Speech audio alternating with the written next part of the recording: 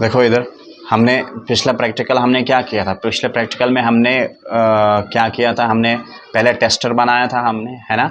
उसके बाद हमने अलग अलग सब्सटेंसेस, चाहे लिक्विड्स हों या सॉलिड्स हों, उनको टेस्ट किया था हमने कि किस में करंट पास होता है और किस में करंट पास नहीं होता है ना।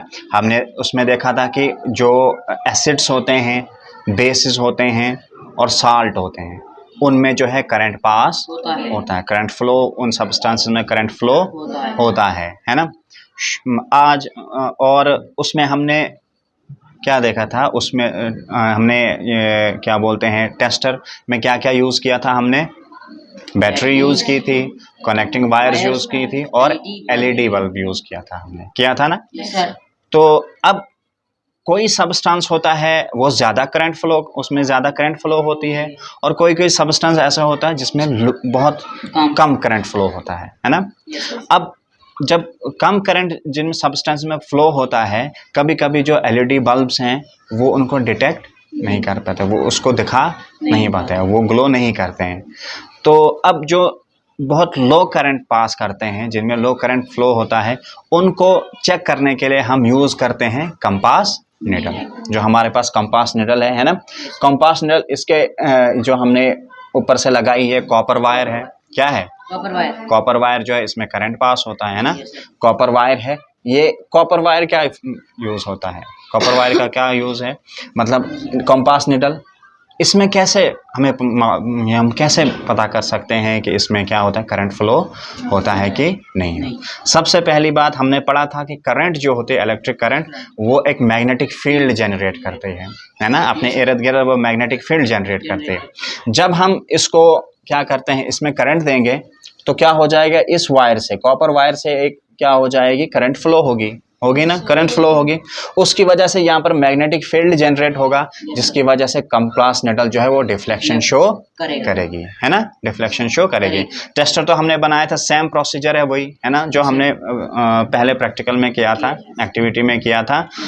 उसमें जो क्या प्रोसीजर, यहाँ पर हमने सिर्फ बैटरीज की जगह हमने सेल लिए हैं, है ना, सेल लिए हैं। बाकी जो एलईडी की जगह हमने क्या लिया है, कंपास निडल लिया है। तो इसका कनेक्शन हमने किया है। अब हम चेक करेंगे इसकी क्या अलग करंट फ्लो होता है, डिफ्लेक्शन कैसे शो करता है ये, है ना।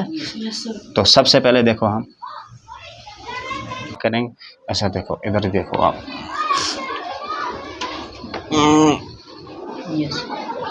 डिफ्लेक्शन हो रही है ना, देखो मतलब करंट पास हो रहा है। अब हम अलग अलग मटेरियल्स में चेक करेंगे। हमारे पास यहाँ पर इसमें क्या है, हमारे पास सल्फ्यूरिक एसिड है ना। तो इसमें हम यहाँ पर रखेंगे एक साथ सारे। यहाँ पर हमारे पास इसमें हम ये क्या है, सोडियम हाइड्रोक्साइड, इसमें हम डालेंगे सोडियम डाइल्यूट सोडियम हाइड्रोक्साइड, है ना। इसमें हमारे पास है शुगर सोल्यूशन और वेजिटेबल ऑयल, है ना। अलग अलग हम चेक करेंगे क्या करंट पास होता है कि नहीं। देखो यहाँ पर ये डिफ्लेक्ट हो रहा है, डिफ्लेक्ट हो रहा है ना। इसका मतलब इसमें क्या है, जो हाइड्रोजन, ये क्या बोलते हैं, एसिड जो है हाइड्रोक्लोरिक सल्फ्यूरिक एसिड है, मतलब ये क्या करता है, इलेक्ट्रिसिटी करंट है, मतलब इलेक्ट्रिसिटी इसमें पास होती है, यानी करंट फ्लो होता है ना। अब ये था हमारे पास एसिड, है ना। उसके बाद हम लेंगे बेस। तो हमें पता है कि बेस भी करंट फ्लो करता है ना। देखो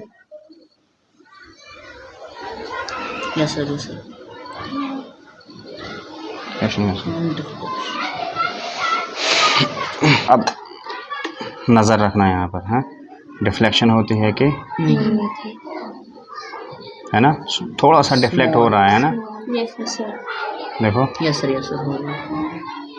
हो रहा है डिफ्लेक्ट, मतलब करंट पास हो रही है ना।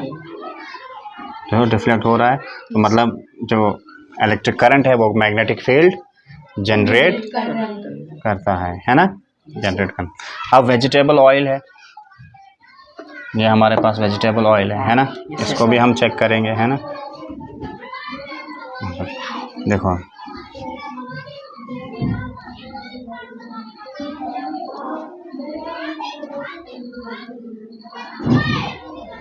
मत हो रही है, डिफ्लेक्शन हो रही है? नहीं हो रही है ना, डिफ्लेक्शन नहीं हो रही है। नहीं हो रही है। इसका मतलब वेजिटेबल ऑयल जो है वो करंट पास नहीं करता है, ठीक है। उसके बाद शुगर सोल्यूशन है ना, शुगर सोल्यूशन जो है हम इसमें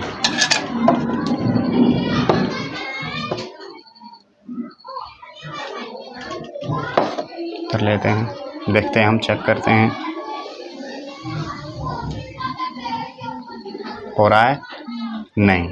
डिफ्लेक्ट हो रहा है? नहीं सर। नहीं, मतलब इसमें करंट पास, नहीं हो रही। इसमें भी करंट पास नहीं होती है ना। Yes sir. तो ये शुगर सोल्यूशन जो है इसमें भी करंट पास नहीं होती है, ये भी बैड कंडक्टर ऑफ इलेक्ट्रिसिटी है। हाँ, लेकिन सॉल्ट सोल्यूशन में क्या होता है, करंट पास होती है। सॉल्ट सोल्यूशन में करंट पास होती है ना। वेजिटेबल ऑयल में करंट पास होती है? नहीं होती है। एसिड्स में होती है? बेस में है ना। और किस में होती है? अच्छा, अब क्या बोलते हैं उसको, सॉलिड्स। आयरन में देखते हैं हम, है ना। दो जरा आयरन, कोई आयरन की कोई चीज़ हो। हाँ, स्क्रू ड्राइवर।